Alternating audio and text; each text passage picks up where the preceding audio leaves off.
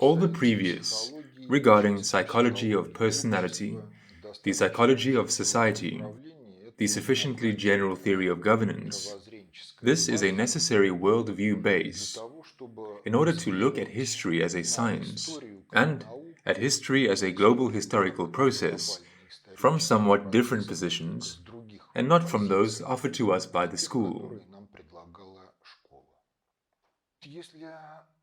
If we look at the life of any society from the position of the sufficiently general theory of governance, then any society in some way self-governs in interaction with other differently cultural societies and in interaction with the natural environment.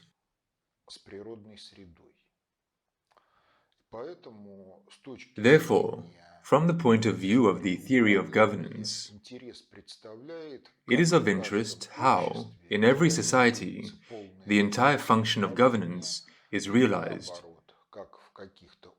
or vice versa, why in some societies the entire function of governance cannot be realized, as a result of which these societies experience problems, or in one way or another find themselves in dependence on other social systems. If we turn to history, then history in all its entirety, this is a collection of biographies of all people who have ever lived on earth. It is clear that in such a quality, history is not accessible for the perception of any of us, at least at the level of development of the culture of psychic activity, which is reproduced in the continuity of generations. And everything else that historical science offers us is a selection from this complex set of biographies of people who have at one time lived. And, accordingly, the question arises as to when we can consider such a kind of selection from biographies to be scientifically consistent, and in what cases it is simply some kind of writings on peri-historical themes.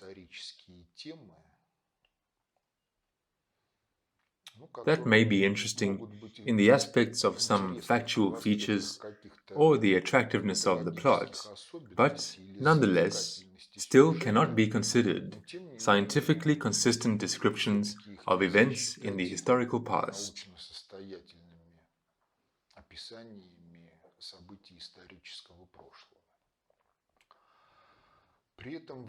At the same time, unlike all other sciences, history is characterized by the fact that it studies that which at the present moment is not, what does not currently exist.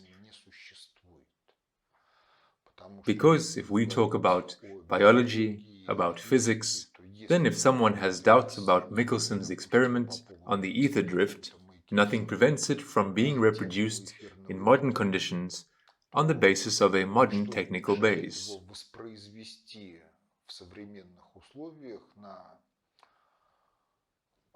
Or to confirm the consistency of what was done in the 20th century, or to say that something was done back then, but the interpretation was mistaken since something was not taken into account.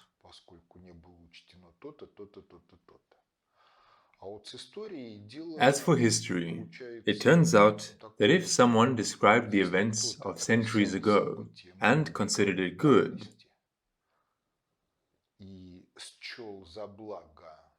to mention not all significant facts of that era, but selectively present only some facts in order to ennoble either his own beloved self or the orderer of the version of history, then we find ourselves in conditions where one would be more than a little hard-pressed to refute the fact of falsification.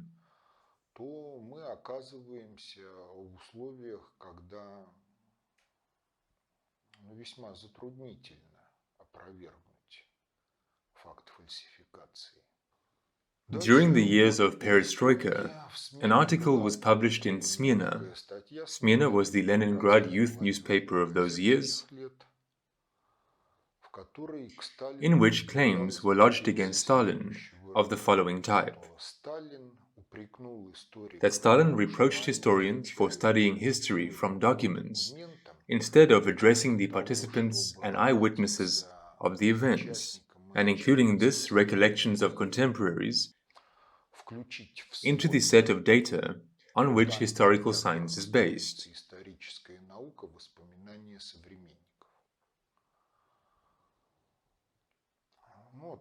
The author of the article expressed extreme dissatisfaction with such an obscurantist approach of Stalin to the question of ignoring historical documents.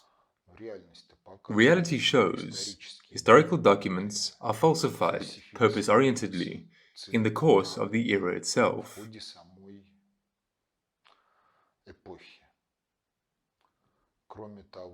In addition, historical documents express the understanding of events by their authors, which by no means always correspond to the objective picture of the world and to the course of the historical process.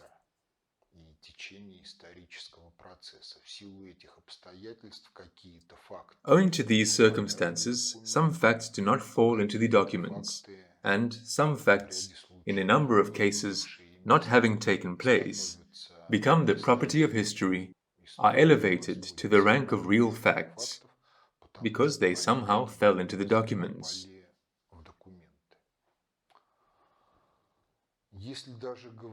Even if we talk about the fact that there is archaeology, which provides a certain factological basis, then there are also many claims against archaeology, because what is found, but how it's interpreted, this is a different question.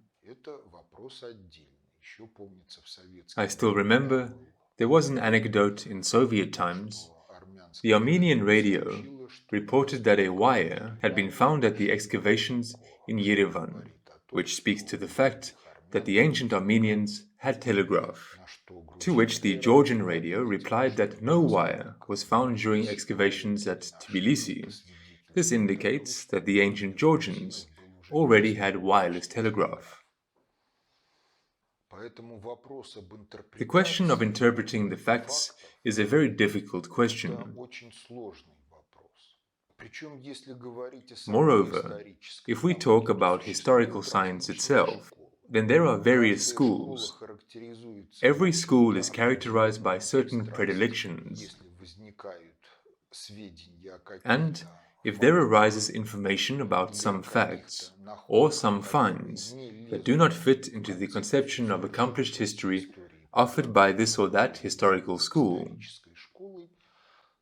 then the simplest way for the historical school is to obstruct opponents, to accuse them of being pseudoscientists, and that the facts are either falsified or misinterpreted.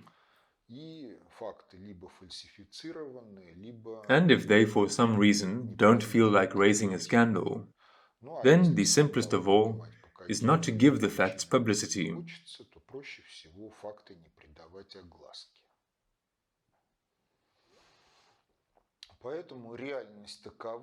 Therefore, the reality is such that we live in the conditions of a historical myth, which has come down to us from the past, and which we perceive as a real history.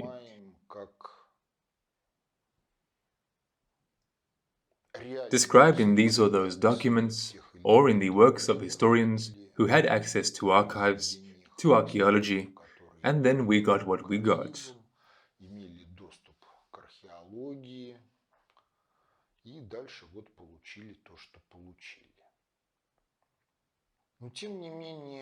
But nonetheless, in order to destroy any conception, be it in history, be it in another applied science,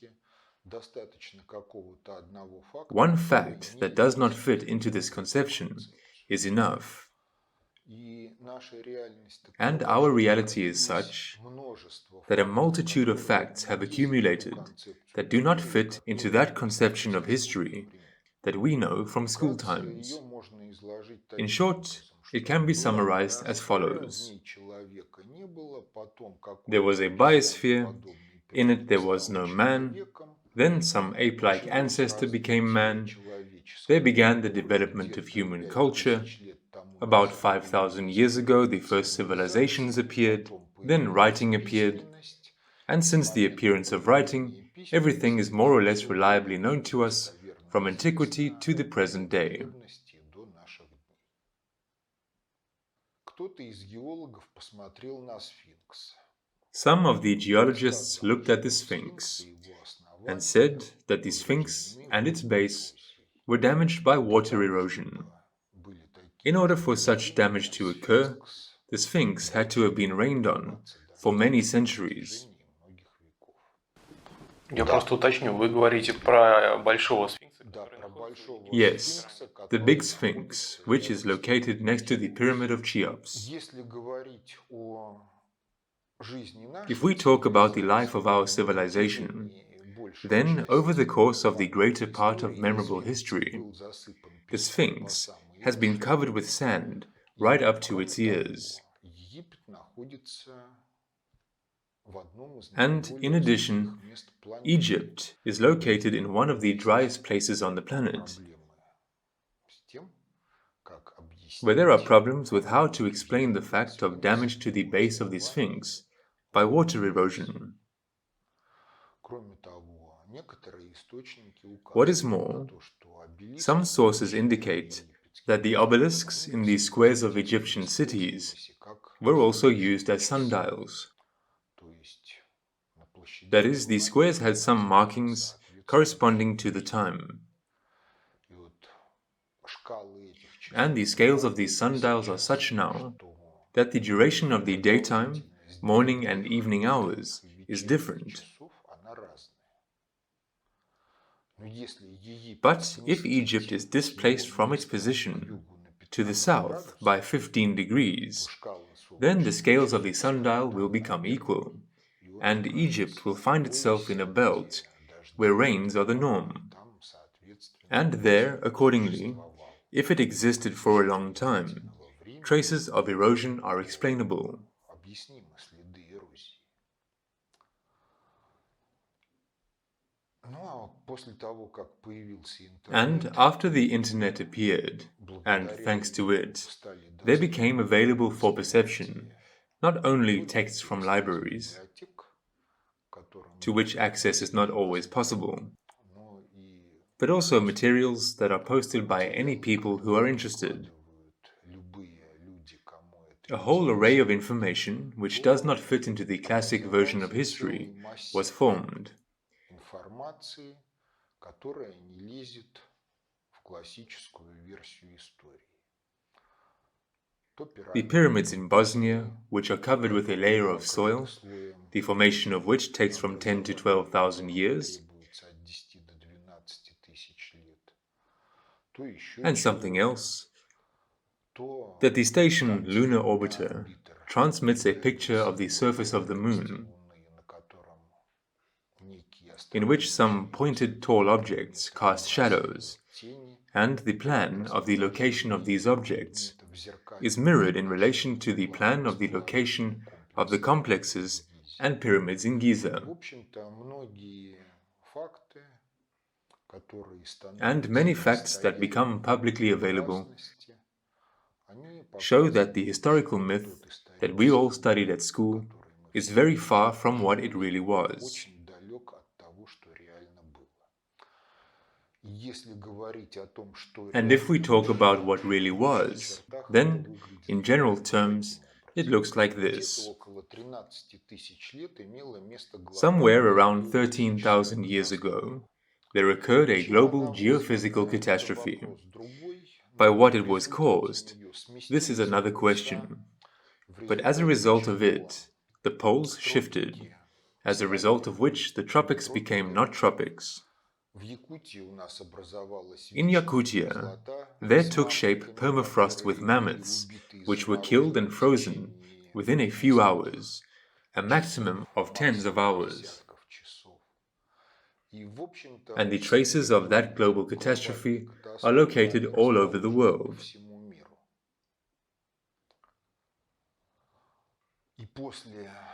And after this catastrophe, the history of the present civilization began.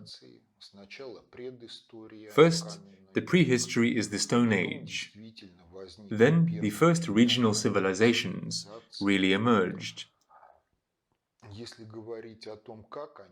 If we talk about how they emerged, then myths in different regions of the planet tell us that gods came out of the sea, or gods arrived by flying and taught people crafts, organized statehood, gave laws, and after that, the development of civilizations began.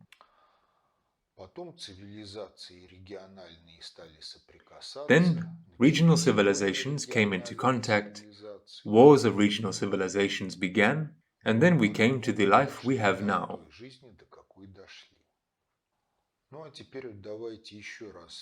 And now, let's take another look at how society is actually arranged, and how it and its history are described by historical science, how the dynamics of society can be described.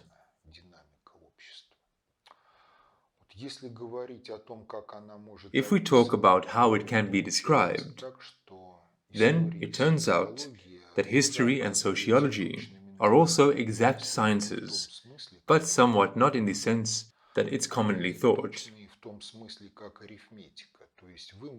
They are exact in the same way as arithmetic. That is, you can count with an accuracy of 3 digits, or you can count with an accuracy of 15 digits. Depending on the accuracy with which you count, some tasks allow such calculations. Others say that 15 signs are not enough, and much more digits are required in order for calculations to correspond to reality. In relation to history, this means that it's necessary to detect a certain set of descriptive categories, and with the accuracy of them, it is possible to describe the historical process on a global scale, as well as describe regional processes, national historical processes. And what happens then? Then, it turns out that the historical process can be described with the accuracy of the leader and the faceless crowd. If you look at the attitude of most people towards current politics, towards historical events, then for them, this level of description is acceptable. Because just look at the attitude towards history. All claims are made against the heads of state personally, against Stalin, Khrushchev, Brezhnev, Gorbachev, Yeltsin, Putin, as if each of them possesses the abilities of the genie, Old Man Hotabich, or the golden fish, but shirks in using them, and does not work on the full range of these abilities in order to satisfy everyday questions, needs, and all the abundance of those who lodge any claims against their activities as heads of states.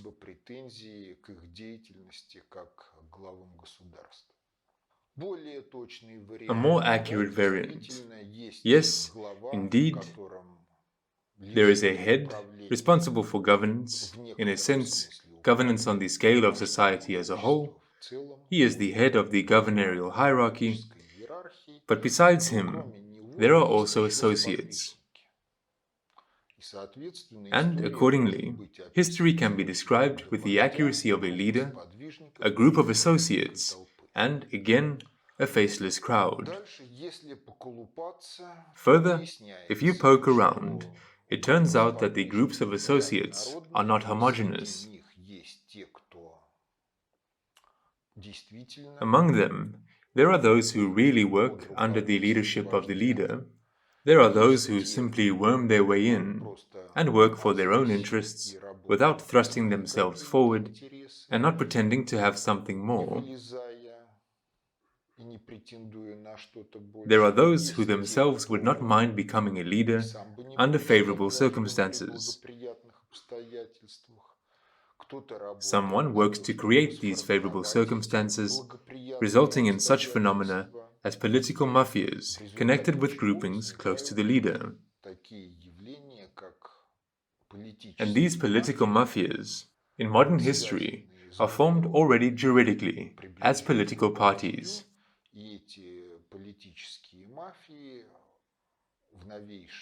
And accordingly, accounting for these mafia parties is another category that participates in the historical process.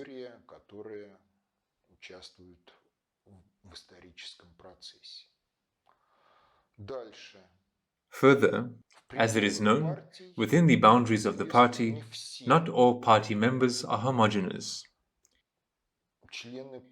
There are party brain trusts that work out the party's politics, relations towards current events, and form intentions for the future.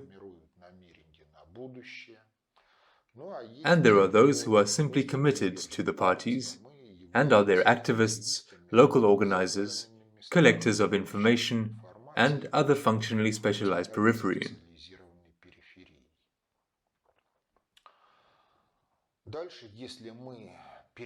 Further, if we turn to a global scale of consideration, then some international parties appear, the periphery of which is deployed in one state, and the brain trusts of which turn out to be in another state, and in some cases they carry a supra-state structure.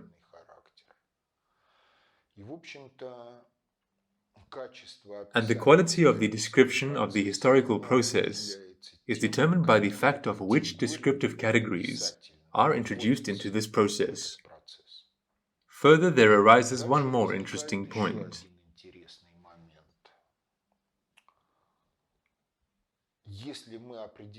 If we have determined the descriptive categories that characterize society, then we can single out some key turning events, such as the death of a Tsar, the change of the head of state, a war, and so on and so forth. Then one can, in some way, formally describe all this and build some kind of mathematical model of history that can show something. In principle, this path was taken by T. Fomenko and G. Nosovsky, and the statistical analysis of the model of the historical process, built on a finite set of descriptive categories, showed that from their point of view, reliable history begins somewhere in the 11th century. And everything that is put forward as the history of earlier times, this is rewritten history of the 11th century and later, only with localization in different places and historical characters after the 11th century act there under different names and in different historical scenery.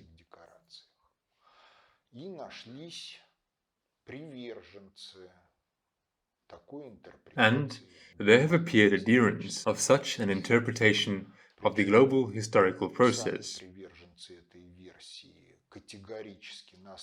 Moreover, the adherents of this version themselves categorically insist that there was no organized falsification of the past, although they refer to falsification of documents, such as the Radziwiłł Chronicle or something else.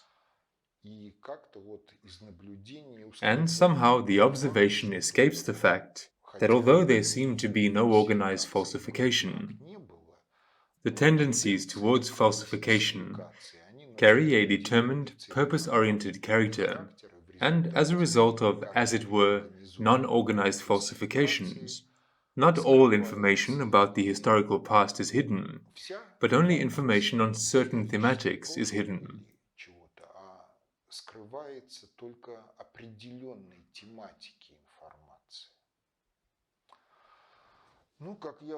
As I already said, in order to destroy any theory, one fact which does not fit into this theory is enough.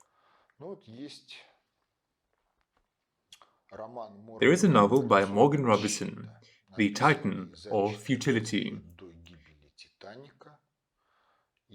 written 14 years before the sinking of the Titanic, and it's on the internet in Russian translation. I must say, rather boring reading. You will not get pleasure, but the catastrophe of the Titanic, described 14 years before the real events, can be recognized in it.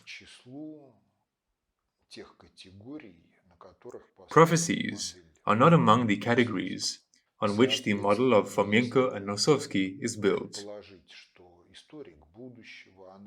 And, accordingly, if we assume that the historian of the future, analyzing materials related to the beginning of the 20th century, encounters the episode with the Titanic, then he must conclude that the dating of Robertson's novel to 1898 is a mistake, that it was not written earlier than 1912, based on real events.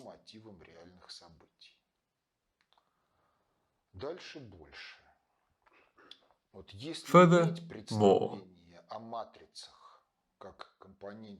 If you have an understanding of matrices as a component of the triunity of matter, information, and measure, and recognize that ethics goes beyond the boundaries of society, and by virtue of which mankind has been solving, by the method of successive approximations, the same grievous ethical tasks over the course of many centuries, then you can come to the thought that we now live in conditions of the overlapping of two matrices. We are Russia. This is the matrix of the time of troubles at the turn of the 16th, 17th centuries, and the matrix of the time of troubles in 1917 or so. How is this expressed? Let's take a look at the characters from that era. Boris Fyodorovich Godunov, born in 1552. Vladimir Vladimirovich Putin was born in 1952.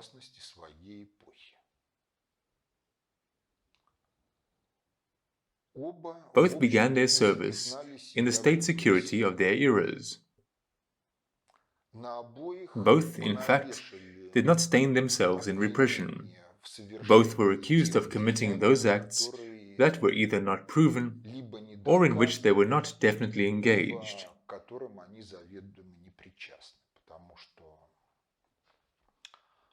For example, Boris stabbed the Tsarevich in Uglich. And where was Boris at this time? And how could he lead this intrigue with the means of communication that were back then? Where was Boris? Boris at this time was leading the siege in Narva. Narva is now Estonia. Where was Uglich? And what were the means of communication in order to direct that intrigue? Further, it is clear that the history was not written by Boris Godunov or his followers. And if you look at the history of that time, it turns out that Ivan the Terrible, from the point of view of the Rurikoviches, is not legitimate, because the church was against the marriage of his father to Yelena Glinskaya. Yelena Glinskaya, into the bargain along with everything else, had among her ancestors Mamai, the very one who on the Kulikovo field suffered a catastrophic defeat. Have you been to the Kulikovo field? Ну, то, что там пишут, те же самые Фоменко и Носовский, ничего особо не найдено.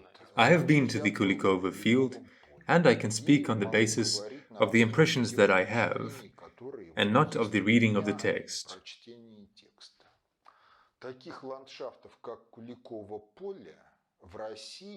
There are tens or hundreds of such landscapes as the Kulikovo field in central Russia in every region. But if we talk about the perception of space, the feeling of triumph still hangs there.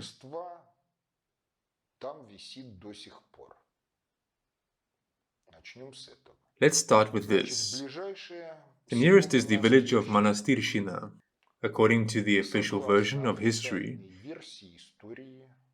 there were mass graves of those killed in the Battle of Kulikovo in Monastyrshina. According to the local residents, it is normal if a cellar or a well is dug, and there are human remains with traces of chopped wounds. And this is massive.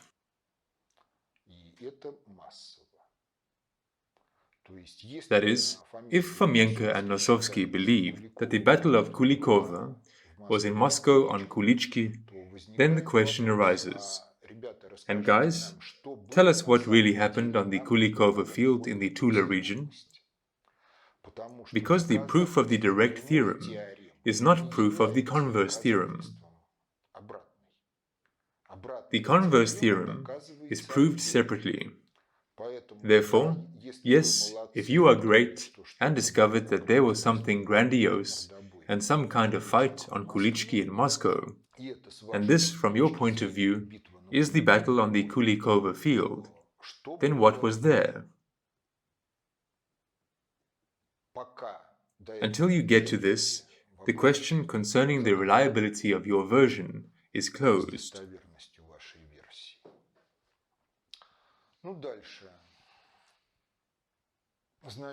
Further, both Putin and Boris Fyodorovich became the de facto leaders of the state under the nominally incumbent ruler.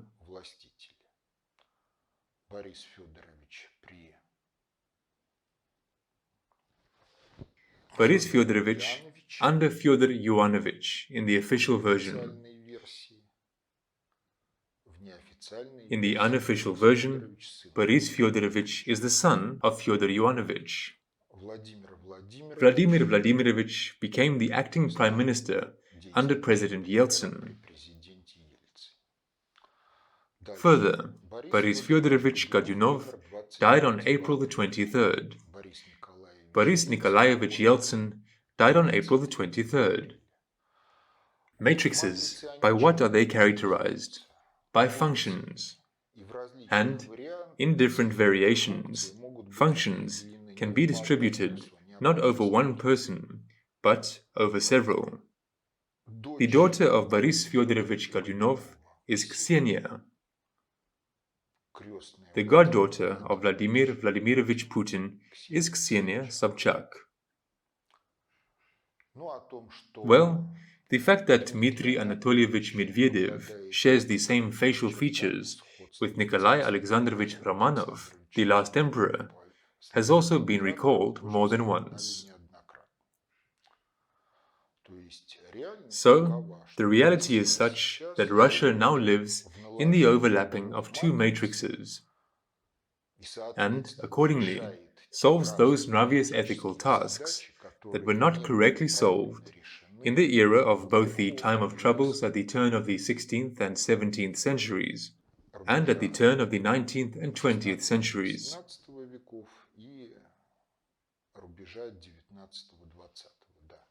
Ну, то есть, с ваших слов, верно ли я понимаю, государство, как и человек, проходит какие-то уроки. Если страна, народ, да, с этим уроком не справляется, то он повторяется. Через какое-то время.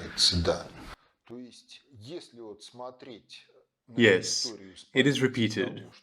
That is, if you look at history from the standpoint that everything flows not in emptiness, but that everything flows in a matrix of possible states, that ethics is not localized within the boundaries of society, but goes beyond its boundaries, that the development of mankind, this is the solution of certain aggregates of Navius ethical tasks,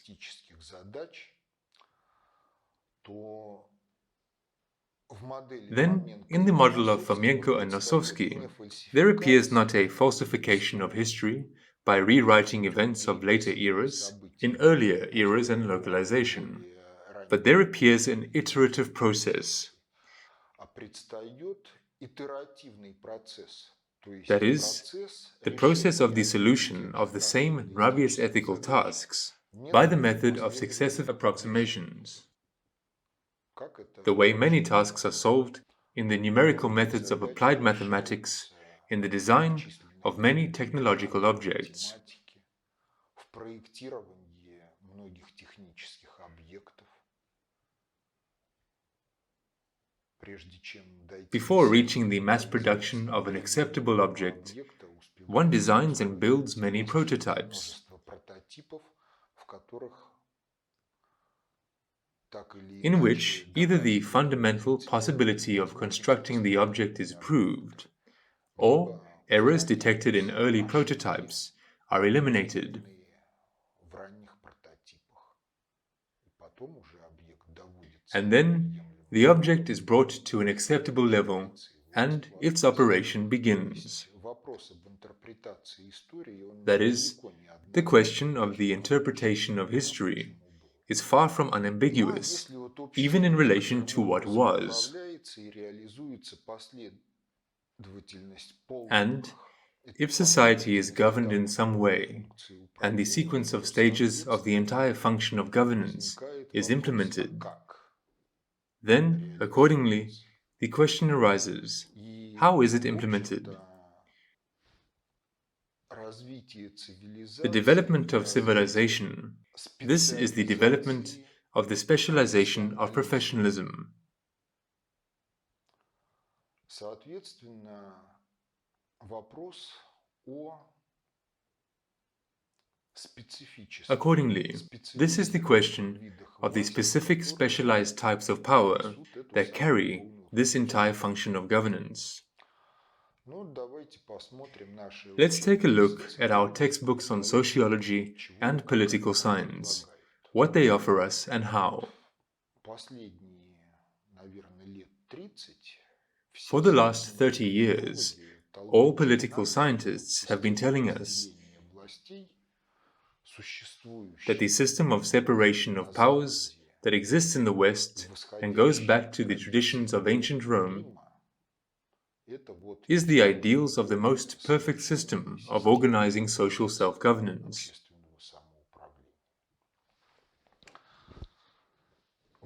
In this system of separation of powers, the functions are as follows: legislative power writes laws,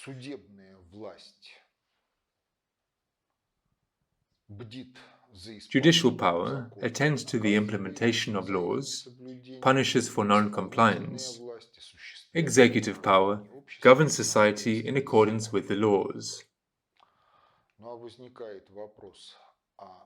The question arises, for what and how are laws written?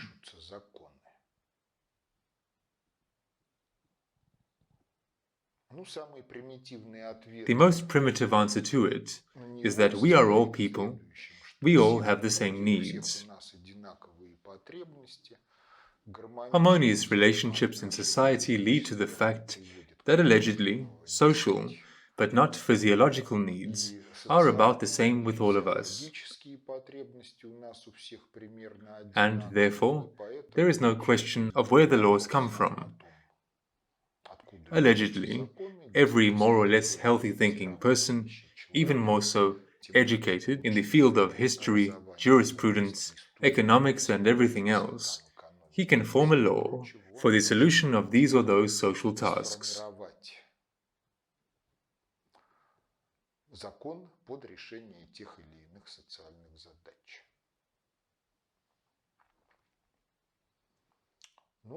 If this is truly a perfect system of governance, then everyone who thinks so answer the question: where did the global biospheric ecological crisis come from, if the legislation is perfect and can be written by anyone, and so on?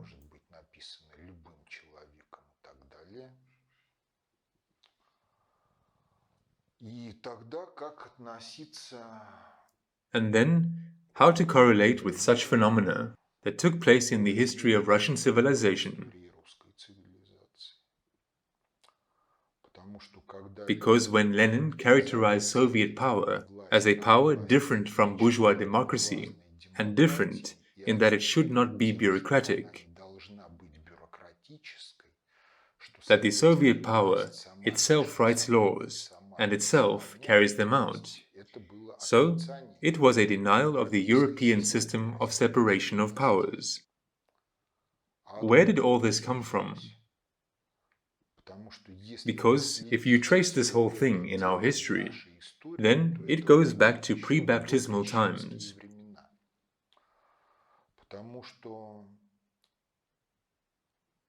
Because that version of history, according to which Vladimir baptized Rus, a church appeared. After that, we joined the European values and civilization, and before that, we were very, very wild and could in no way understand the meaning of life. This version is not confirmed by historical facts.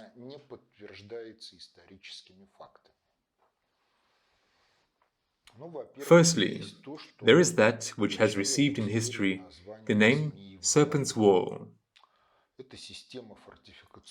This is a system of fortifications with a depth of echelon defense in some areas up to 200 kilometers, with a length of more than 1,000 kilometers, the entire set of walls,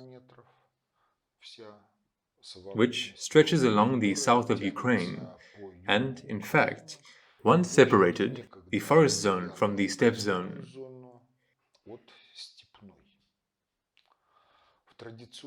In traditional chronology, this dates back to the times of the 11th, 10th century. But at this time in Rus, princely strife was blazing. Not a single separate appanage principality would have been able to build such a system.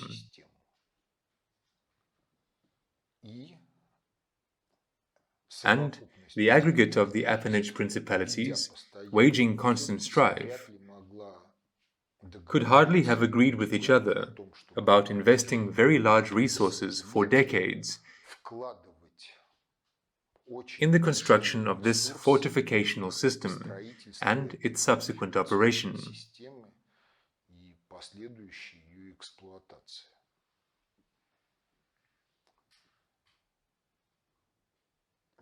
Nonetheless, the Serpent's Wall exists.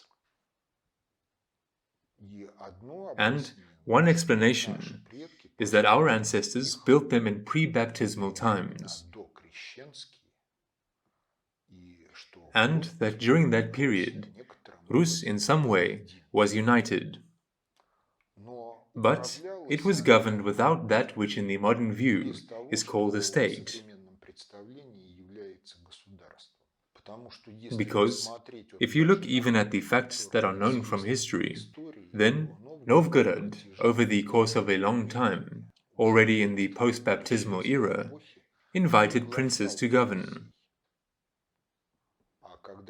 And when it did not like the princes, it expelled them. But this was also the norm in other places in Rus.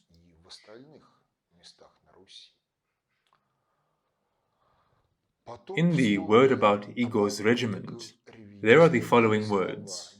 For brother says to brother, this is mine, and that is mine too. And the princes have begun to say of what is small, this is big. In this phrase, the main words are, the princes have begun. That is, the author of the word about Igor's regiment either remembers those times when the princes behaved differently, or he possessed reliable knowledge that it had never been so. Moreover, if we turn to the Bilinas, then in them it is not the least important role that is played by such characters as Kaliki Перехожие, wanderers. Well, if we correlate with the entire function of governance, what are the functions of these wanderers? То же самое, что СМИ у нас. Not exactly the same as our mass media, but partly yes. The mass media serve the same function. So, the reality is such that their functions are to collect reliable information about what's happening in the localities and to set tasks for the local population in the interests of general civilizational development. That is, If we talk about what happened here in pre-baptismal times, until civilization fell into a crisis of development, then it seems that the entire function of governance here was implemented as follows. Жрецhood. In the Russian language, the word жрецhood is the name of a social group whose social functions are life utterance, that is, elucidations of problems and presentations of the ways and means of their solution. In other words, the tasks of the first stage of the entire function of governance are solved. The жрецhood is an open for entry into it professional governorial corporation, which can be joined by everyone who has knowledge and practical skills to fulfill жрецли functions. That is, to carry out everything that relates to the first stages of the function of governance. Detecting problems, setting objectives in relation to them, forming a conception for the solution of problems, and implementing the conception into life. And then, as already mentioned, the governorial decision can be worked out either individually or collectively. But when it comes to its implementation into life, responsibility for it can be only sole personal. And then it turns out that the жрецhood forms a single conception for the development of civilization, and the princes and boyars answer to the жрецhood. And each of them, in the respective region, is the solely personal responsible coordinator of social as a whole activity.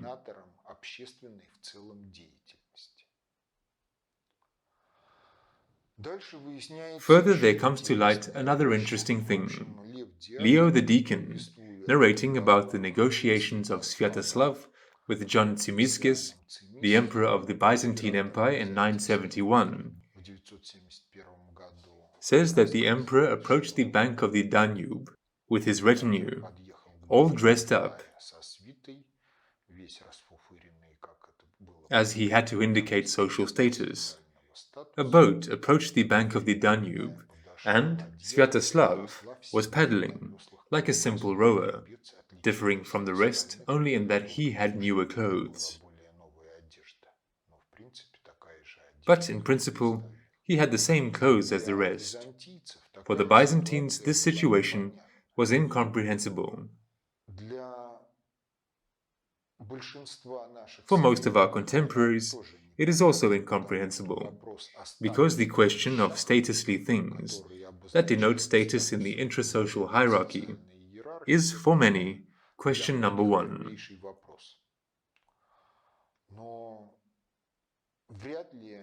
But it's hardly likely that Sviatoslav was some kind of exception. It is just that the testimony about the meeting of him with John Tzimiskis, this is a rather late testimony about that which in Rus was the everyday norm at that time and in earlier times, when society was nraviously ethically homogeneous and the performance of various socially necessary functions in the social unification of labor was not connected with the fact that some functions were performed by hierarchically higher people in the social hierarchy. That is, outside the performance of some socially necessary activity, in everyday life and at rest, there was no border between the жрец, the prince, and the commoner.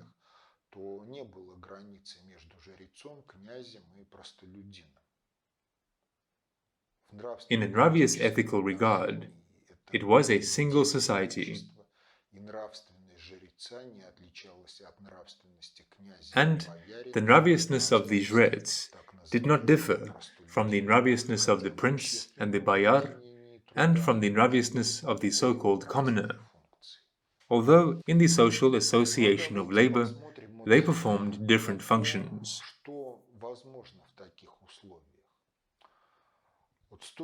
Let's take a look at what is possible under such conditions. From the point of view of any person in such circumstances, it is of interest, did the prince organize a solution to the problem according to the law or not?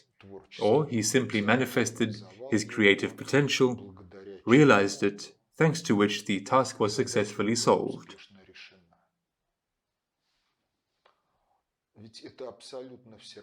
After all, it is absolutely the same whether this happened in accordance with the current legislation or contrary to the current legislation. The solution was obtained quickly, and this solution was of high quality.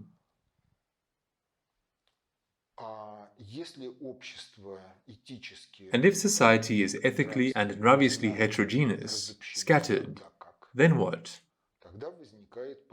Then there is a need for legislation that should determine rights and clearly support intrasocial strata and other boundaries.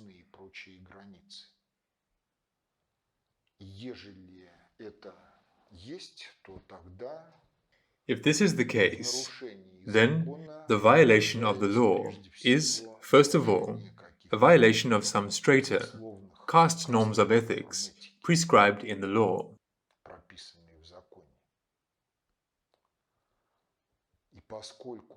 And since maintaining the norms of social stratification is more important than solving problems, the era of the primacy of law over purpose consonance begins.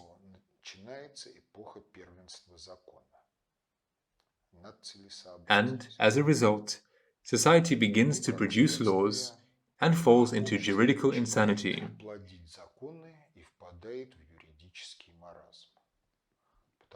Because you should agree that the discussion of a naked or half-naked Apollo on the 100-ruble bill, despite the fact that each deputy consumes 250,000 rubles a month only for his personal support, from the taxpayer's point of view, this is a waste of his money for nothing.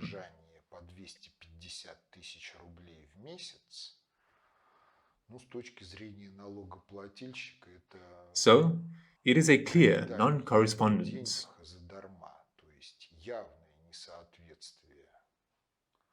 But this is possible only in those cases when the deputies are completely uncontrollable in relation to society.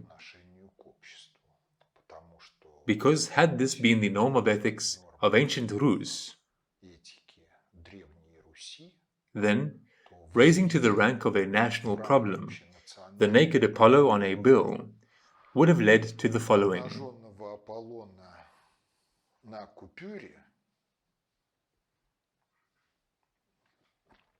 The comrade would have been employed somewhere in a more useful place, and among the governors we would not see him again.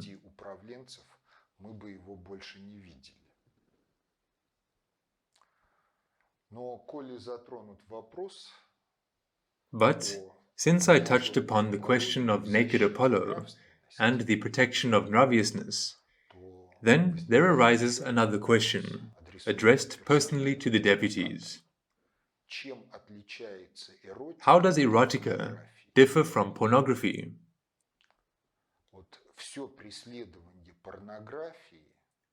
Any prosecution of pornography without an answer to this question is juridically inconsistent.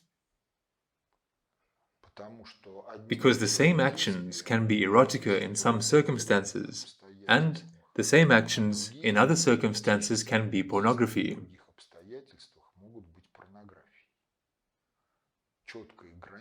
One can't draw a clear, formally juridically, univocally determined border. But what is the difference? The difference is that erotica is addressed only towards the loved one of the opposite sex.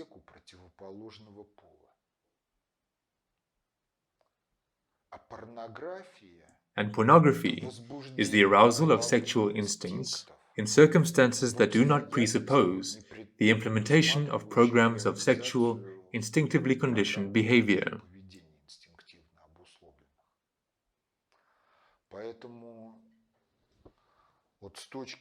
Therefore, from the point of view of a society living somewhere in the tropics, which is at a low stage of development, where everyone goes naked, appearing dressed is pornography. For what reason? Because the familiar appearance of a person is customary. It does not lead to anything. And a dressed person should immediately, by his unusualness, cause thoughts about what is under his clothes. And so it goes.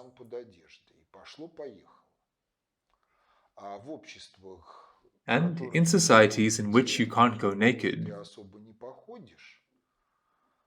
it turns out, on the contrary, that a naked person is perceived somewhat differently, and for some he becomes an object of sexual desires.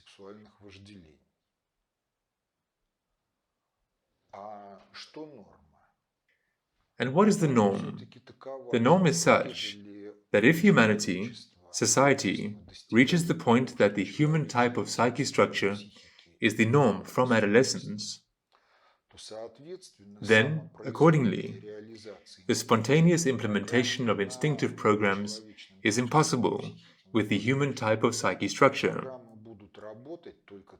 Programs will work only when loving ones decide in love to conceive a new life. And in other situations, well, this is a naked person, so what? There is no dependence on instincts. There is no bondage to instincts in this case. And if there is no human type of psyche structure, then what? Then, where the culture is sexually provocative, there is a whole complex of gynecological diseases, plus men have prostatitis, of the generators of which is sexual dissatisfaction, aroused by sexually provocative fashion as the norm of life. That is, psychosomatics works, but it works in such a way. So we have stepped away from the theme. The reality is such that the methods of realizing the entire function of governance in the Rus and in the inheriting Rome Europe were different. And this stemmed from the different nraviousness and ethics inherent in society. But the methods of implementing the entire function of governance are also connected with the effectiveness of governance in everyday life. And the effectiveness of governance in everyday life is expressed in the fact that the problems inherited from the past are successfully solved and remain in the past, and new problems are not generated, as a result of which the creative potential of society is released, and it can solve those tasks about which man cannot now even fathom. The question is simply about building in the future a qualitatively different civilization on different principles. How is the entire function of governance implemented? It turns out that if it is really implemented, then everything that belongs to the competence of the Jretshood, detecting problems, setting objectives in relation to them, forming a conception of governance in relation to problems, implementing the conception into life, this is the prerogative of a specific type of power, which can be called conceptual power. And the term conceptual power must be understood in two ways. First, it is the power of those people who are able to go through the first stages of the entire function of governance, from detecting problems to implementing the conception into life. And the second variant of understanding the term conceptual power is the power of the conception over the life of society.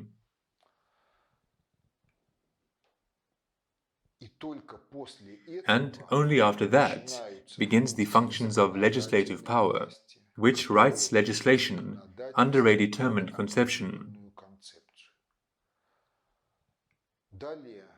Further, functions of executive power, which governs on the basis of the current legislation in accordance with the determined conception.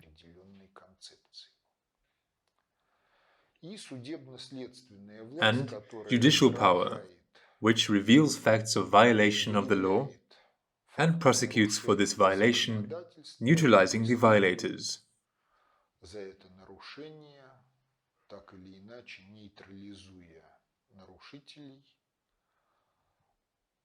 But at this stage, there is already a conceptual conditionality of legislation.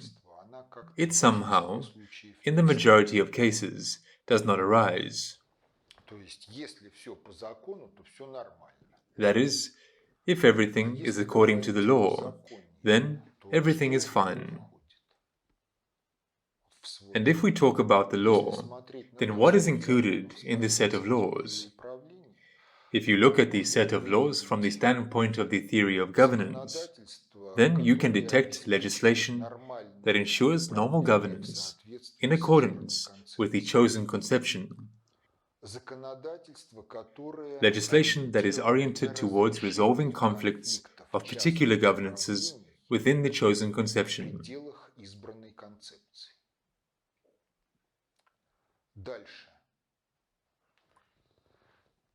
Further, there are many foolish laws that can be characterized as juridical noises.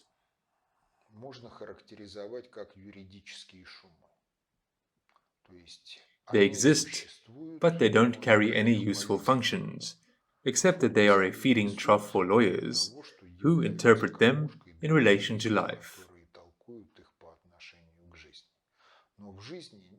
But in life, they do not solve any tasks, such as standard governance and resolution of conflicts.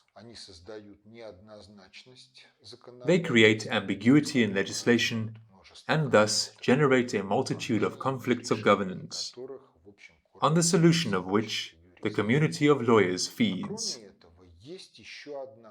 And besides, there is one more component that solves the task: protection of governance according to the chosen conception from penetration into the same society of governance on the basis of alien conceptions.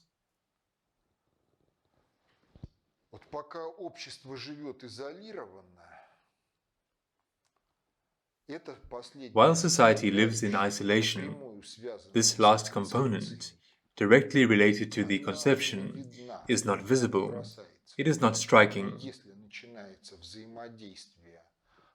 But if the interaction of two culturally different societies begins, then this component of the legislation can manifest itself. It is known that in the USSR there was that Article 58, which defended socialism in the form in which it was, from attempts to overthrow it. And on this theme the dissidents yelled a lot for a long time. And the Stalinist regime was reprimanded for this Article 58. Although there really were abuses connected with it, but in post-war years in the Federal Republic of Germany, there was a whole slew of prohibitions on professions related to people's beliefs. And the representatives of the Communist Party could not be in state service, could not work in the post office, could not be teachers in schools. And what is this? In a democratic society, supposedly. And this is the same thing. This is to protect the conception of capitalism from being undermined by adherents of the conception of communism. What about now? Now there is a conflict on the theme of loan interest. From the point of view of the norms of Islamic culture, loan interest is a type of Satanism.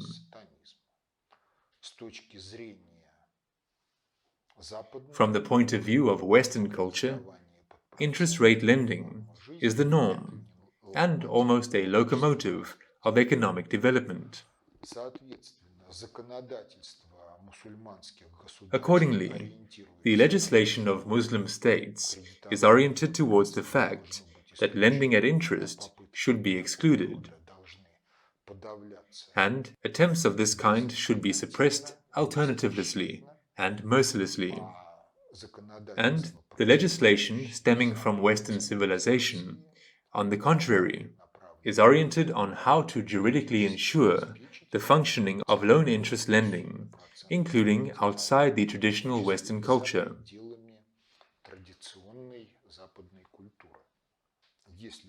If you look at the implementation of the entire function of governance, with a full set of specific powers, conceptual power, legislative power, executive power, judicial power, then another power appears if the society is unprevious.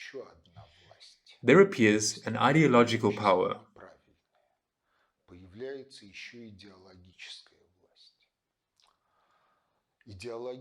Ideological power solves the task to present a predeterminedly unprevious conception that society will reject if presented to it nakedly, as a previous conception, supposedly expressing the interests of every member of society who is law-abiding and not inclined to antisocial behavior.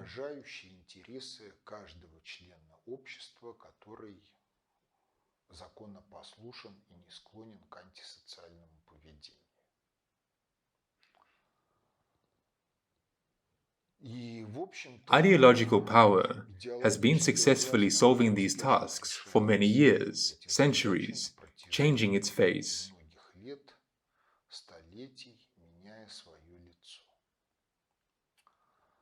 Why? Because if we look at history not from the standpoint of the theory of governance, but from the standpoint of a primitive view, that the head of state is the highest governor in society, then there can be no talk of any kind of governance in the global historical process, because heads of state are mortal. Coalitions of several states are a historical episode, but not a norm, for the functioning of the global social system. Conflicts between coalitions are a norm, and the maximum that can be reached is to try to build a model of a global historical process on the basis of the apparatus of game theory, and to judge which of the coalitions, under what strategies, can come out with a win in interaction with others. But if you look at the same history from the standpoint of the sufficiently general theory of governance, it turns out that culture is an informational algorithmic system.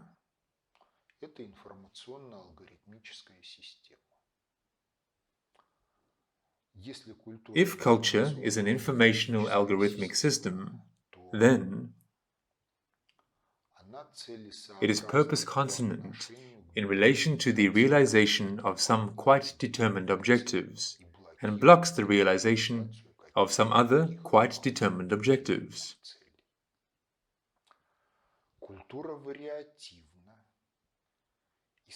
Culture is variative, and, accordingly, there are possibilities for modifying historically established cultures in such a way that they are oriented towards achieving those objectives that were not previously inherent for them. The process of modifying culture is achievable. From the point of view of the sufficiently general theory of governance, these are weak maneuvers spanning the life of many generations. From the point of view of traditional political science, the Overton window technology, when that which is unacceptable can be brought to the norm of an ideal, having carried through a certain amount of manipulation. Anyone who wishes can see on the internet what the Overton window is. And then, if we turn to our history, it turns out that the global historical process was initially governed from the intrasocial level. The only question is, do we want to see the manifestations of this governance? Let's take a look at the ancient Greek myths and try to correlate them with reality. In Greek myths, there are gods, gods are humaniform, and there are people. People are mortals. The gods are perceived as immortal, but at the very same time, myths narrate about the wars of the gods among themselves. Да, у них там не только войны, они там всем занимались. Подставляли друг друга и обманывали, и там все что угодно было. Yes, and now let's suppose that myths are not fiction, but a story about a certain historical reality that was once in the past. How can this be interpreted? This can be interpreted thus. There were two races. One race lived for a relatively short time, and the other race lived much longer, and during the life of one of its generations, many generations of the first race, ordinary people, changed.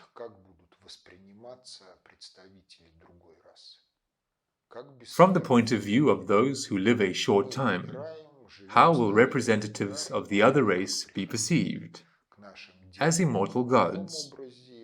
We die, live, grow old, and die.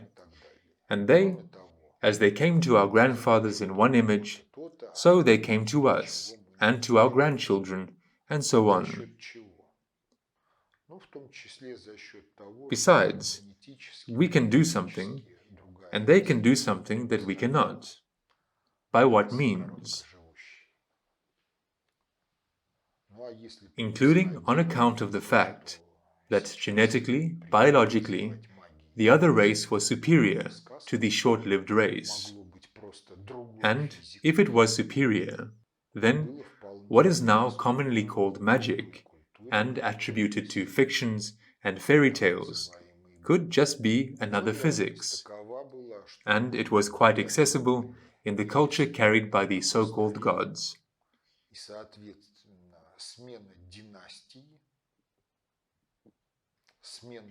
But the reality was such that the gods were not really immortal, but also aged. And, accordingly, the change of the dynasties, the change of the reigning supreme ruler Kronos to Zeus, was accompanied by a kind of civil war in the community of the gods. In myths, this was reflected as a war between the Titans and the Olympians, and everyone else was present as observers and grass on the battlefield. To put it differently, myths allow such an interpretation, but not simply as an invention about the existence of certain subjects on earth to whom the Greeks, out of ignorance, attributed supernatural abilities and power over society itself. There is a difference between the biblical version of the flood and the Quranic version. According to the Quranic version of the flood, the previous civilization led an extremely unprevious way of life, and when Noah's attempt to enreason them failed, Noah turned to God with a prayer that this is a civilizational dead end, from which there is no way out, and it must be ended.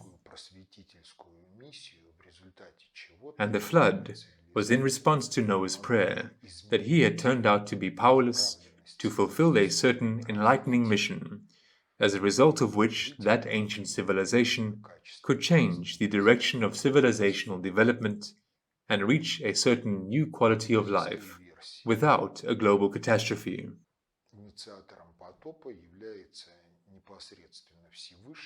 In the biblical version, the initiator of the flood is the Almighty Himself, and there are no enlightening missions. In one of the previous conversations, I mentioned that according to traditional views of science, man has a more developed left hemisphere, and I said that perhaps such an interpretation of the fact is wrong, for the simple reason that not the left hemisphere is more developed, but the right hemisphere is suppressed, and its development is suppressed and blocked at some genetic level. And it is not excluded that this is the result of the fact that the past civilization, in which there were two races, the race of slaves and the race of masters, was such that the basis of oppression was genetic engineering, thanks to which a race of slaves with an oppressed right hemisphere was bred, as a result of which they were simply biologically dependent on the issuance of governorial commands in lexicon.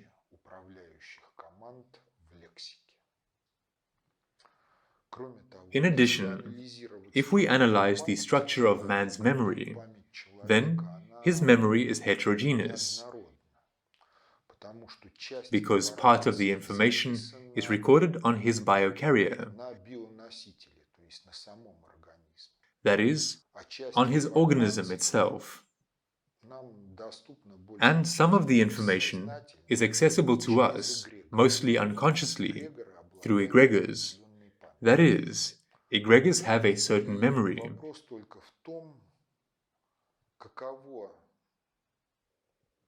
And the only question is, what is the distribution of information in memory between personal memory and egregorial memory? And there are two such polar variants. Man can have access to both personal memory, and at any time he can turn to the arrays of egregorial memory, which for various reasons have become interesting for him. That is, to the memory of the noosphere. And the other variant is possible when there is practically no personal memory, and all informational support of behavior is the memory of the noosphere, the memory of egregors. And a global geophysical catastrophe is not only a transformation of the surface of the Earth, it is a change in the entire field structure of the planet, including those fields on which egregorial memory can be recorded.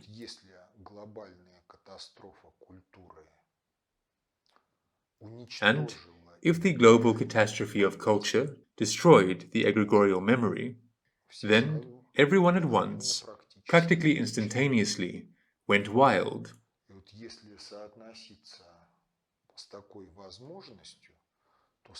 If we correlate with such a possibility, then the myths of different peoples on the theme that the gods came to earth, came out of the sea, taught wild people crafts, civilization and everything else, and governed them for some time themselves, become explainable.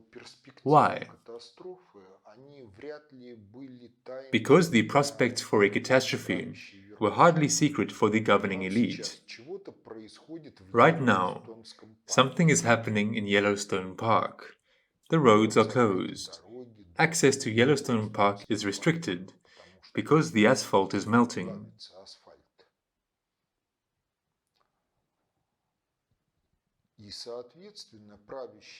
And accordingly, the governing elite can in some way react to this and prepare themselves to survive the catastrophe.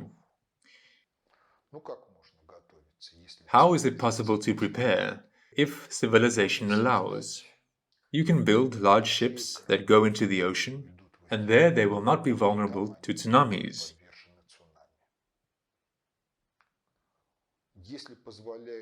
If technology allows, you can go into space. You can create bases on the moon, if the moon exists by that time. Or you can create a moon, if the moon by this time does not exist, and the technology is at an even higher level, which allows you to create an object of such a size. And then, when the catastrophe is over, you can return, see what is happening here, and start restoring your usual way of life.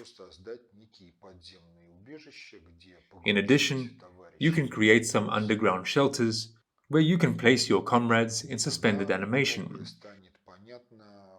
And then much will become clear concerning the funeral rituals, which largely imitate the conservation of the organism in suspended animation, in order to then someday resurrect.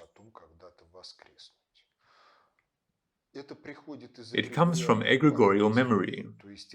That is, it is meaningless at the level of the individual, but a program that came from somewhere works automatically.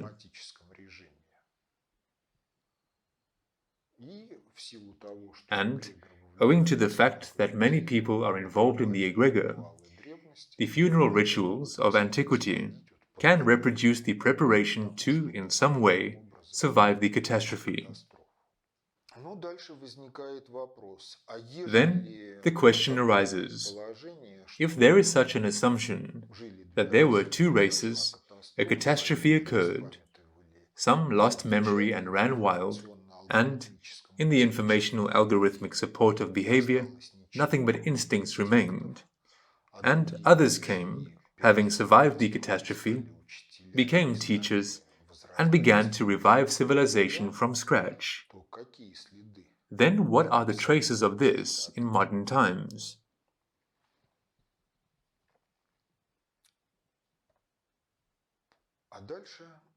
And then, if you look for traces, you need to answer the questions. How can power be expressed? That is, by what means can power be exercised? And this leads to the concept of 6 levels of priorities, generalized means of governance, which, when applied within one social system, are a means of governance, and, if oriented towards use in another system, they can be both means of supporting governance in it and a weapon against it.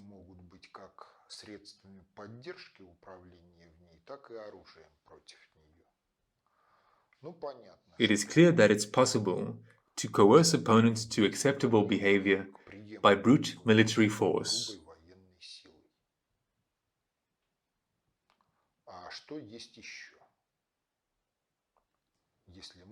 And what else is there if, for some reason, we do not want to use military force, or the enemy is stronger?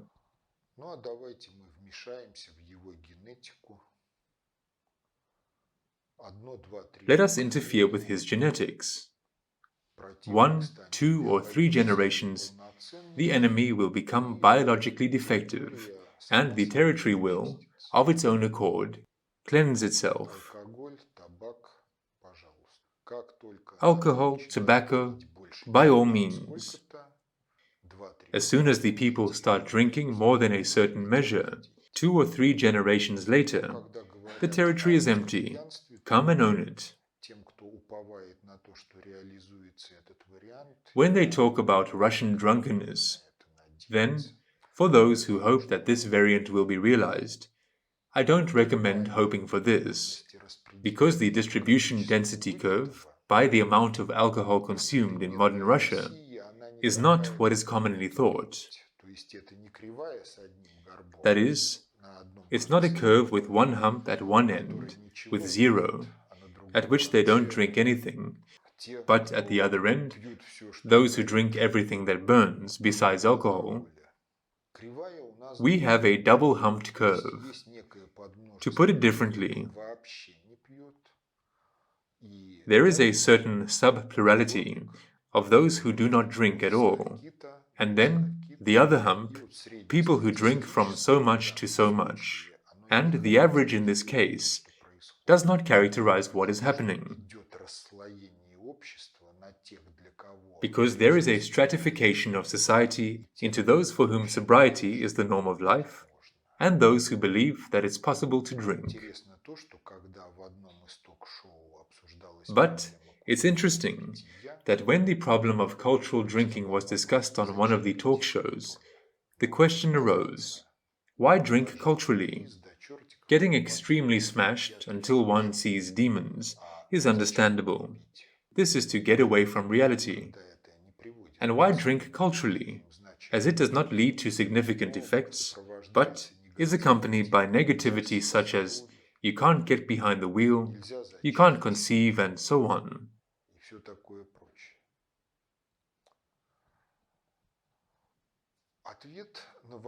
The answer to the question, why not drink at all, is understandable, because with the human type of psyche structure, a person is emotionally self-sufficient,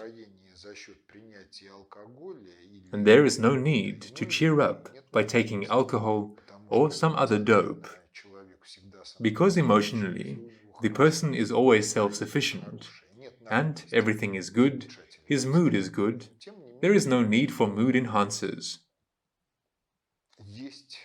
But, nonetheless, there are many things that really cripple genetics, and their manifestation affects subsequently. For example, boys of mothers who smoke, in their semen, often do not have one of the types of proteins that the sperm needs to open the egg.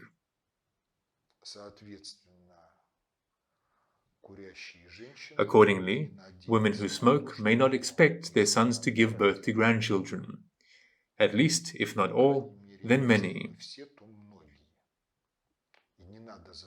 And it's not necessary to pose the question, why? Because you were fools and smoked, and crippled the genetics of your sons and grandchildren.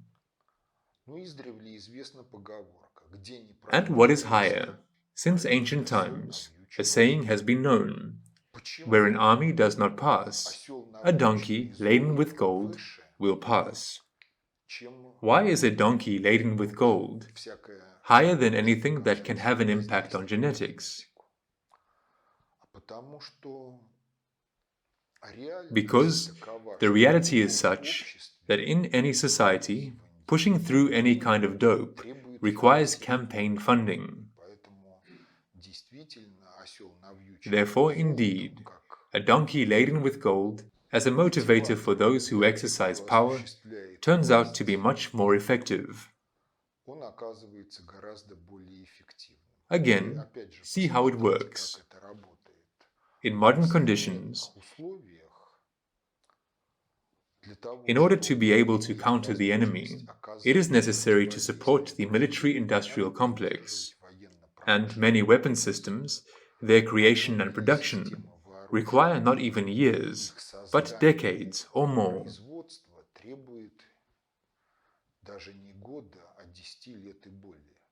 Да, вот авиационные двигатели, они даже больше, они 20-30 лет разрабатывают. Yes. And if you think that fighting the enemy is dangerous due to unacceptable damage, well then, let them drink vodka there or Royal Prima Faint Spirit. But still, something must be done with the military complex too. Well, what? The reforms were financed. As a result, the military-industrial complex lost its profitability. Then, all this was preserved for 10 to 15 years, and it turned out that there were single weapons, but there was no mass production of modern weapons. It had to be created practically from scratch.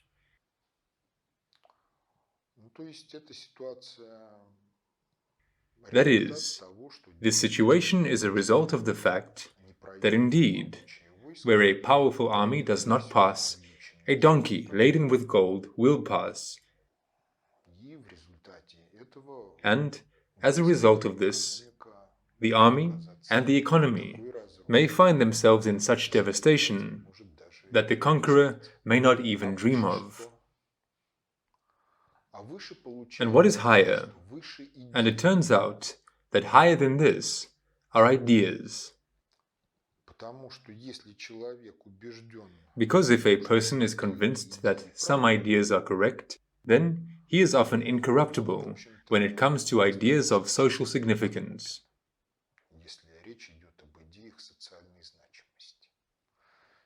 And, in this aspect, Article 13 of the current Constitution is one of the generators of corruption. No ideology can be state one. If there are no national ideas,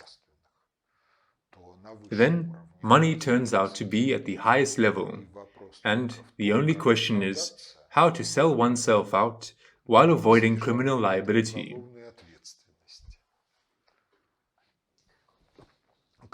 As the anecdote goes, they arrested a corrupt official when he was burning his bribe. The cops say, "You fool, now you will go to prison. But if you didn't burn it, we could have come to a mutual agreement because there would have been extenuating circumstances."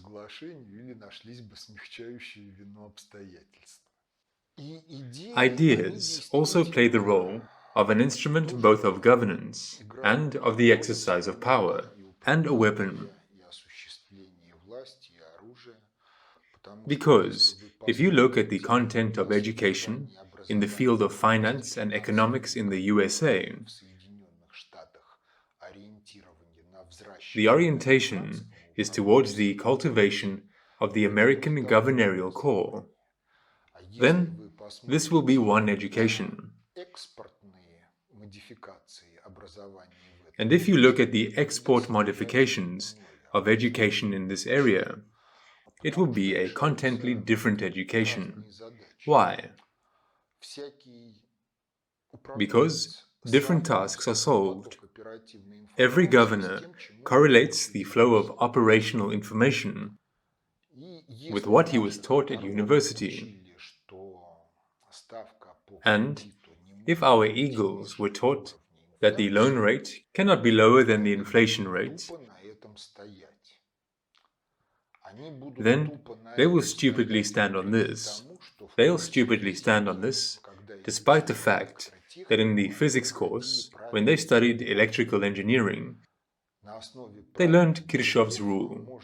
Based on Kirchhoff's rules, it is possible to build models of the transfer of the environment in circuits. All circuits are calculated based on Kirchhoff's rules. The water supply is also based on Kirchhoff's rules. And, accordingly, the transfer of money from accounts to accounts is also described by Kirchhoff's rules. And, in principle, knowledge of Kirchhoff's rules allows even Nabulina, even Kudrin, even Alexashenko, or anyone to sit and think during their leisure time and build a model of monetary circulation, and look at how it functions in the presence of loan interest and in the absence of loan interest. Kirchhoff's rules will show, as 2 2s are 4, the undeniability of the fact that the primary generator of inflation is interest on the loan. The audience that sits in the State Duma also studied physics, and they too must know Kirchhoff's rules. Having 250,000 rubles a month and some leisure time, they can also sit down and, on the basis of Kirchhoff's rules, make a model of monetary circulation and then ask questions to representatives of the central bank and the Academy of Sciences, where there are malicious economists, academicians, on the theme. Guys, for what is the interest rate in the system if it is the primary generator of inflation and the generator of the deficit in solvent demand in relation to the volume of products put up for sale.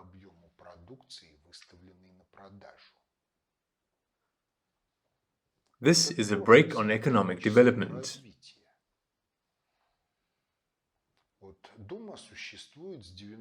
The State Duma has existed for 21 years from 1993. Intellect test. How much more time will it take you to understand this simple fact, or to refute Kirchhoff's rule and its applicability for calculating the processes of circulation of money supply, when it accompanies the exchange of goods in the real sector? На ваш вопрос хорошо отвечает Евгений Федоров. Он говорит, что в Думу набирают артистов. Дума – это театр. Туда не набирают людей, которые должны в чем-то разбираться. When they renounced Soviet power and condemned the Supreme Council, they said that we needed a professional parliament. Therefore, if someone became an actor and he ended up in the State Duma, then we have the right to make demands of a professional character. Кто ж нас слушать-то будет? This is another question. And further, what is higher than ideas? Higher than ideas, after all, is not conceptual power, although it really is above ideological power. Above ideas as such, there are views about the matrix of the possible and the impossible.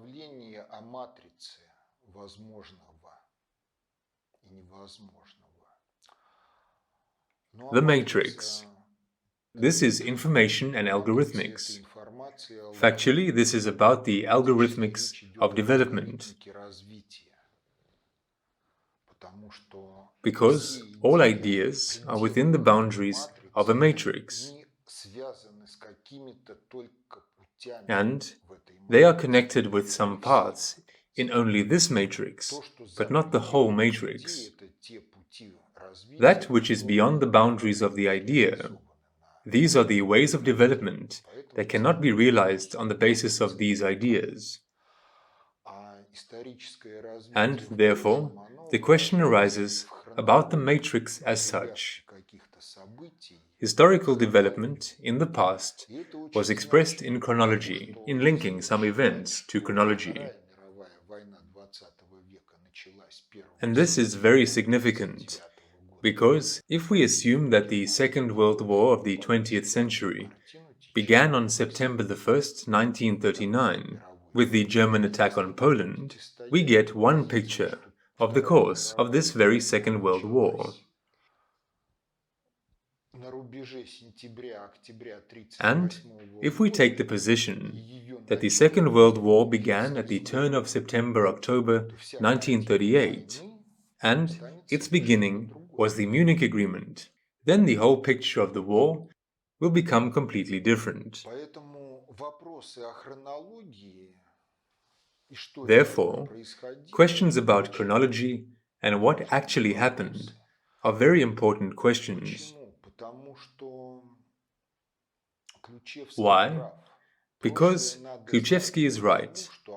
The past must be known, not because it has passed, but because it, passing, failed to remove its traces, and much of what is happening in the present is a consequence of those events that took place 1,000 years ago, 2.5, 3,000 years ago. Moreover, not only in the territory of present-day Russia, but the events that took place, for example, in Egypt 2.5, 3,000 years ago are echoing in Russia.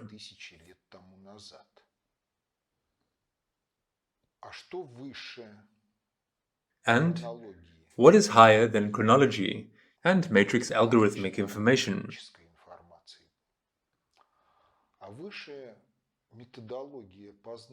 Higher is the methodology of cognition, because it is precisely the methodology of cognition and creativity that is an instrument that enables one to detect possibilities in the matrix. The second priority. To form ideologies as standard programs for achieving certain objectives.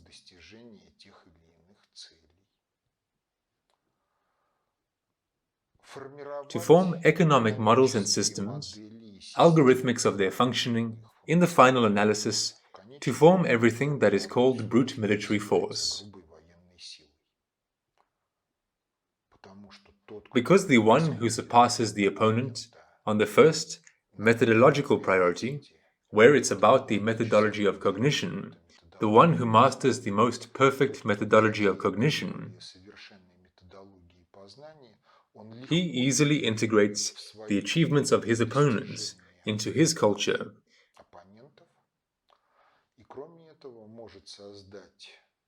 And, in addition, he can create such ideas and technology that will be unacceptable to the opponent and make his politics either impossible or he will lead it to its collapse and thereby to winning in the confrontation with the opponent.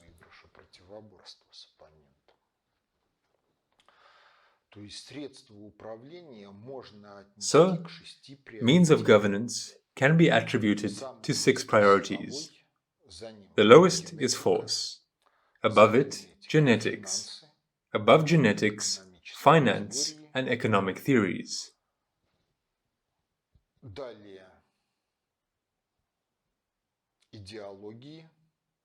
Next, ideologies. Above ideologies, matrices and algorithmics. And the first priority is the methodology of cognition and creativity. Now, if one does not have understandings about all this, then, talking about the fact that the global historical process, throughout at least 3,500 years, has been governed, and governed from within society, looks like delirium. Yes, conspiracy theory and so on. Attempts to find conspirators lead to the fact that one finds either psychos or someone else.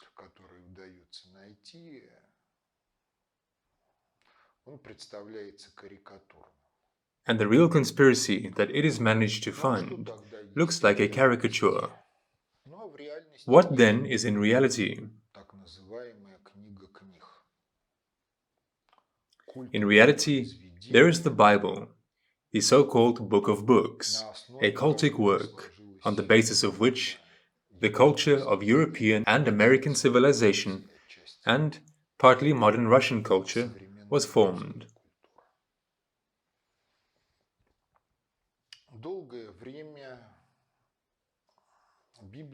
For a long time, the Bible had, let's say, an unspoken stamp for professionals.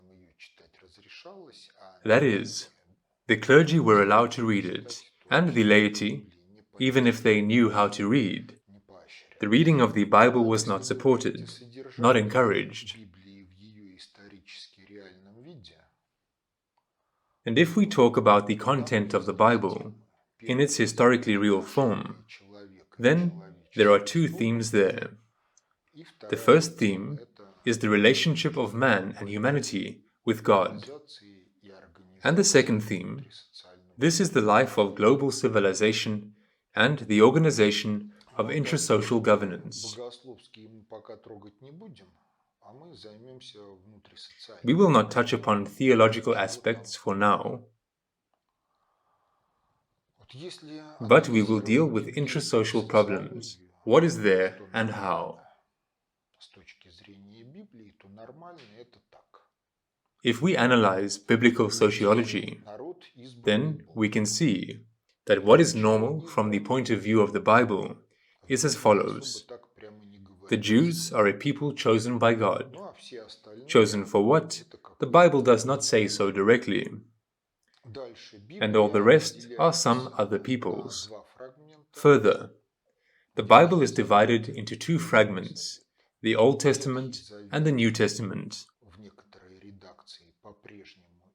The Old Testament, in some edition, is still the basis of Judaism, and the New Testament, either by itself or together with the Old Testament, is the foundation of Christian churches in different versions of Christianity.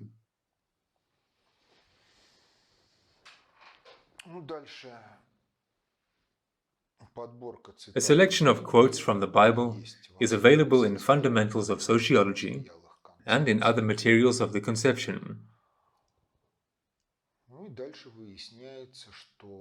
Further, it turns out that the intrasocial global mission of the adherents of Judaism is the buying up on the basis of a monopoly on usury of the world, with all its inhabitants and their property.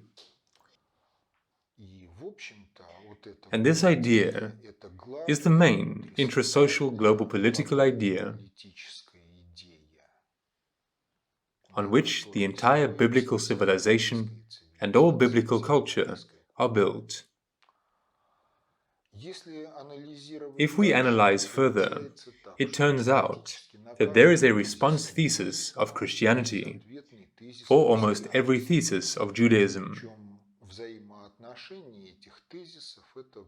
Moreover, the relationship of these theses is the relationship between the master and the slave who must submissively obey the master.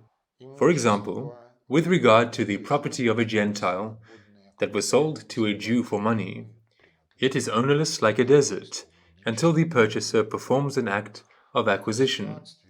Anyone who takes possession of it in the interim has acquired it.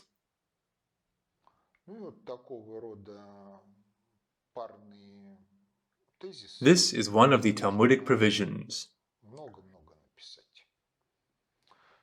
In Christianity, the answer is, if any man will sue thee at the law, and take away thy coat, let him have thy cloak also. Such paired theses, one can write many, many of them. Everything will be strictly cited, documented.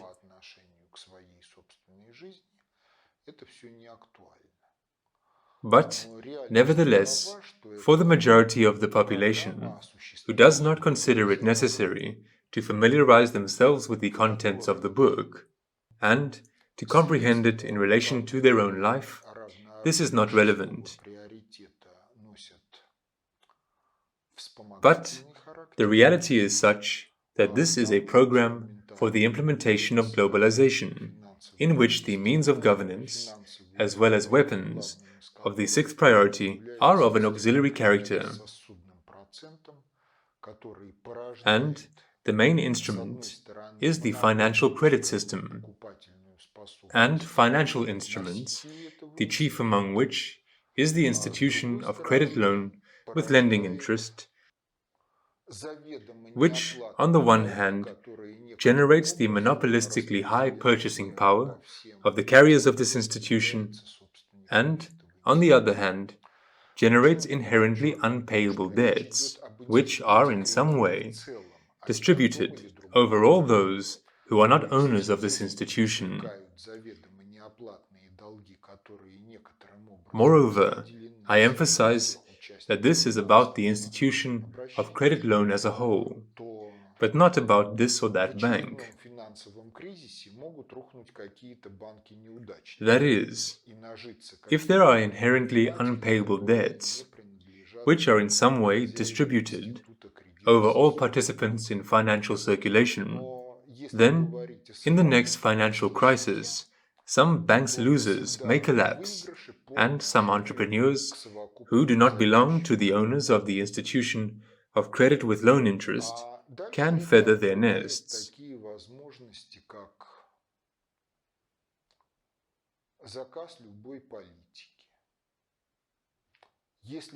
But if we talk about the aggregate usurer, then he always wins in relation to the aggregate borrower. And then it opens up such possibilities as ordering any policy. If a politician is not corrupt, then the killers, either rebels or revolutionaries, are.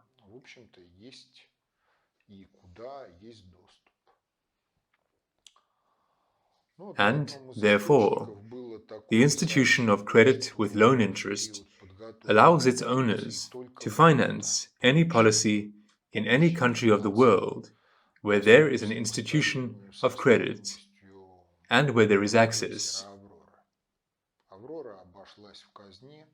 In one of the sources, there was such a report that during the preparation of the revolution, the Bund alone received financial assistance in an amount comparable to the cost of the cruiser Aurora. For the Aurora, the treasury paid 6.3 million rubles in gold. If the funding is in such volumes, then it's clear that the revolution is a governed process. Why? For the simple reason that Nikolai II played autocracy games. That is, he tried to govern according to his entire function, and did not consider it necessary to subordinate the economic potential of the Russian Empire to the masters of the financial global international. Because when they say capitalism, then capitalism in any country can be subordinated either to the internal financial oligarchy, since capitalism is first of all money, or to the transnational financial oligarchy. Look, Europe is capitalism subordinated to the transnational financial oligarchy. At the time of Alexander III, the politics in Russia was directed at obtaining immediately ready-made state monopoly capitalism, subordinate to the Russian imperial financial oligarchy.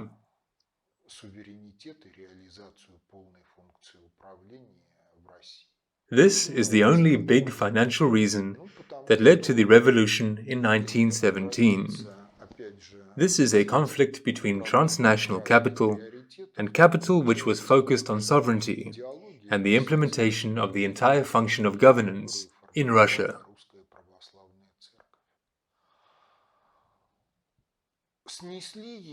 Why did this become possible? If we turn to the means of governance of different priorities, it turns out that the ideology of the Russian Empire is the ideology that was formed by the Russian Orthodox Church. They demolished it using the means of governance of higher priorities, because real Marxism is the first public philosophy of a methodological character, in which the priority of the methodology of cognition was positioned higher than the priority of a set of certain philosophical provisions on the meaning of life. But Marxism, in this respect, turned out to be twofold, because, on the one hand, the methodology was tailored towards the logic of Hegel, and it was only called dialectics, and on the other hand, some perceived Marxism as a dogma, and became fanatics of Marxist ideology. And some perceived Marxism, including its methodological component, and were capable of more independent, initiatory, free activity than opponents of Marxism. Was this an alternative? Yes, it was, because in 1939, Khomyakov pointed out the inconsistency of Hegel's philosophy. In 1850, Ignatiy Brianchaninov called for the council to be convened, because Christianity, the Orthodox Church, had deviated from the true Christianity of Christ, and he considered it necessary to return to true Christianity. But, in both cases, the ideas did not receive development and implementation. In the end, we got what we got. History shows that the idea of buying up the world on the basis of usury is a very big idea for nomads who were engaged in cattle breeding and saw nothing but the Sinai Peninsula. Behind this, there was knowledge that went back to the times by all appearances, before the death of the previous global civilization, and which was inherited by the Jretshood upper echelon of Egypt, which, at a certain stage, decided that it was necessary to restore power on a global scale.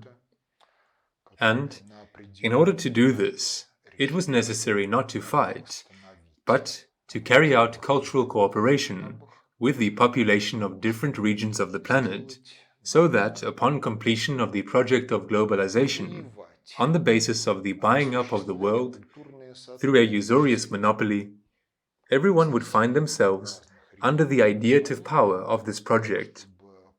So, this project has been developing for a long time, and until now, globalization in its Western form, under the guise of liberal ideas, is the implementation of the same project.